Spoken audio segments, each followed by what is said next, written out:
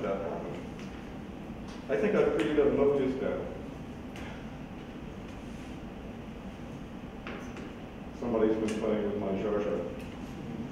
Okay, I had it backwards. In the fully unfolded version of your Žižek, you'll have what comes about if we consider the signifying chain and its dissatisfactions from the point of view of truth and truth alone. And because truth is not all, it's going to complex the situation a little bit, complicate. To the extent we'll have to take out another, I'm going to restore it, I'll give you a full set after the show. You have a Mobius band that, as you know, requires a little twist. There are two notches that are complementary.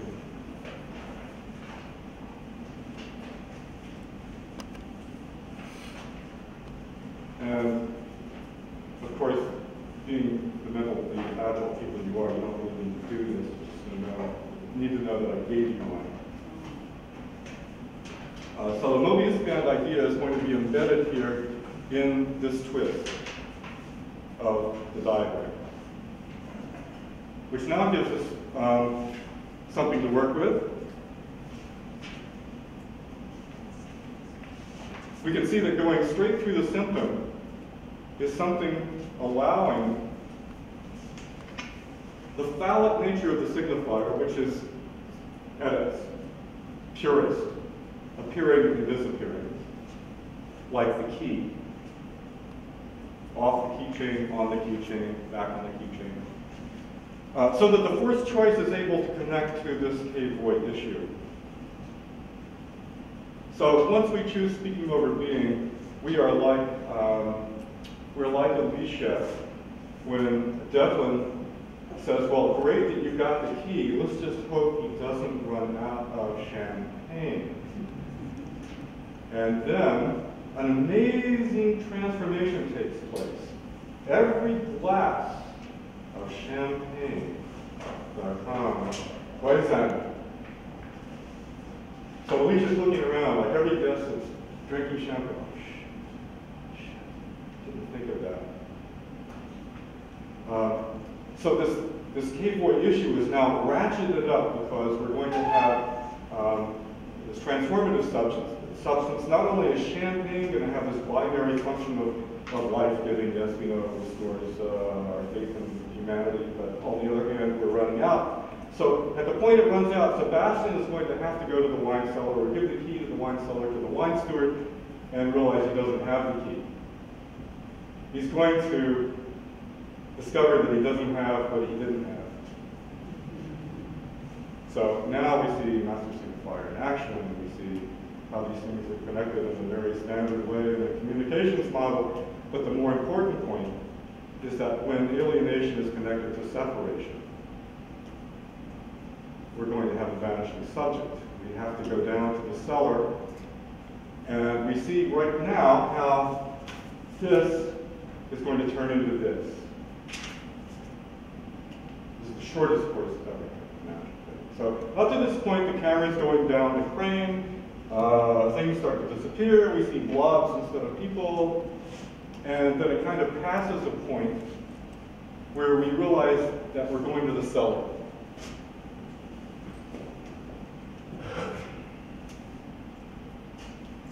The double poison function of the wine has existed ever since one of the Nazis had made a comment out of place and gotten killed for it. So we realize that this is sort of like Asclepius taking the blood from Medusa. The blood from the right raises the dead. Blood from the left is a deadly poison. Strange to say, Hitchcock intuits this, incorporating the theme of uranium in his film way before the bomb test was done and made public. Hitchcock apparently went to Cal Poly, interviewed a couple of physicists. I don't know how they got the rumors. FBI was sent over to say, what do you know about this? So before the bomb, Hitchcock has figured out, in fact, he's discovered the atom bomb in his film. what happens is they go down to the cellar. There is an amazing scene where Sebastian discovers his key is missing, and he goes down to the cellar, gets some extra key, goes down, well no, he doesn't have a key, sorry, to the wine steward. Goes down to the wine steward, sees Devlin kissing Alicia. Now, they are a couple, but Devlin suggests that they kiss so that the kiss will be perceived as a kiss between lovers meeting in the wine cellar. And while he's kissing her, she realizes that they really are in love, which she had started to doubt. So here's a great instance of the false false. A remarkable instance in Lacan because he's a guy who endorses the theory that logic is not as tight as saying not P equals P again. This is not P, doesn't quite equal P.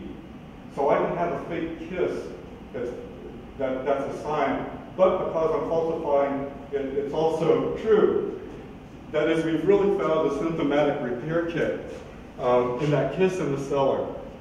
And you know that Notorious is famous for its other kiss, where the Hays Code had prohibited Hitchcock from filming Alicia kissing Devlin for God knows how many, 40 seconds or something like that. So Hitchcock said, fine, take a break at the 22nd point and then start kissing again. Great moment in cinema. When Sebastian gets to the cellar, his glances work out a kind of space within a space, that he looks up, he looks down, maybe you're good. His facial features and movement of his eyes to his hand, to the door, around the space, looking up like you do when you drop the oil filter and trying to change it in your engine. That is, we see him think. He's externalized the thinking process as a kind of eye cloud that we can witness. So now that we can go back to the issue of the double agent and really ask ourselves, what is the double agent? Is it Alicia? Is it Devlin, because they're playing the roles as double agents? Or is it in fact the last 20 seconds of the film where Alicia and Devlin are standing together? She's kind of leaning, no, I think Devlin is holding her like this, something like this. Sebastian's standing behind the great sinister actress playing Madame Sebastian is behind her. What was her name? Fantastic woman. And they still have to get to the door. It's only 20 feet away, but they have to figure out, how do we get to the door? And they realize that the key lies in the lock, where as soon as they get inside the car, they have to make sure they get in first so that Devlin can push the lock of the car. This means that Sebastian is going to be locked outside and then discovered by his colleagues that he hasn't been as in charge as he said he was. So in a sense, the meaning of the movie boils down to the last 20 seconds. The way in which these things come together as a symptom and not a symptom, that it is not like a puzzle we're working out or who killed somebody or whatever happened. It's actually the detection of a reverse predication, like click-clack or inside-outside. Same thing happens when Odysseus is trying to get away from the Cyclops and has the forethought to say, don't forget that nobody poked you in the eye. Knowing in advance that it's not enough to get outside of the cave, he's got to make it to the boat. So when the Cyclops comes out of the cave and yells, because he can't kill the Cyclops, it's only blind, the Cyclops is going to yell for help, and he said, nobody heard it. So that's the last 20 seconds of that story. But it just shows how long this trick has been around. But also, in the French title, the chain together, we have the key in the chain. it's almost as if it's recognized in a kind of durable fashion, even when you're randomly translating titles, what's going to sell, what's the best title, what will French people like to hear. We still come up with a symptom, although we haven't been going to Lacan school every day like we promised. And then we're going to find that it's so durable. We'll see in movies like High and Low. I won't bore you with the whole business, so I'll run through the movie in about 40 seconds. Of an industrialist who needs a certain amount of money to take over his company. At the wrong moment, his kid is kidnapped, but oops, it's not my kid, it's the chauffeur's kid. And the ransom is exactly the amount of money I needed to buy the company. Oh shit. And he decides, after a conversation with his much more ethically inclined wife, that he has to pay the money. That part of the film is over, and then we realize that the original binary signifier, high and low, is actually the title of the film. But it's even more so because the Japanese means heaven and hell. The key is then, by putting his house on a hill, the kidnapper has been able to spy him from below, thanks to a telescope, sort of like Rear Window, with some topological complexities worked out. So that the low is actually like the master-slave parable of Hegel. The servant is actually in charge. So then the film flips over to the police procedural aspect, and we have a reversal. Instead of this being first and this being second, we have this being first and this being second.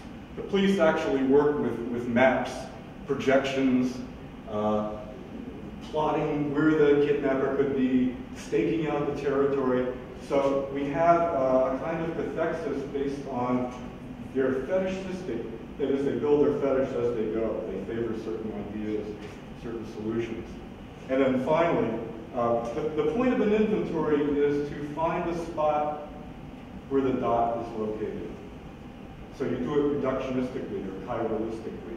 Is it on the left or the right? Okay, that's one scale. Is it on the left or the right of that part? Ooh, is it on the left or the right of that part? So we get further and further down until we locate a square where the dot is. And of course, we'll never get any closer than a square inside, a circle inside a square. That's a nice ending. Square, circle. At the final interview, Kurosawa brings it all together by showing that the high and the low, the victim and the victimizer, now the tables are turned, but there's a sheet of glass separating them that allows the camera to capture both images at once. So the superimposition provides us what we had in Notorious with the discovery of the collapse of the signifiers superimposed on one another. So here's the logic of high and low. It's a reverse action play of the one we encountered in Notorious, where the optical device is not the camera of Hitchcock, but the telescope of the kidnapper. It's approaching the symptom in terms of total symmetries. So when the novel was written, Ed McBain wrote the original story, everything was worked out mathematically so that each part reflected another part in the story. What do you want? That's the question that everybody asks the kidnapper. Well, I want money, but I'll tell you how it goes. So the police procedural shifts our terms of cathexis. It puts this on the final position.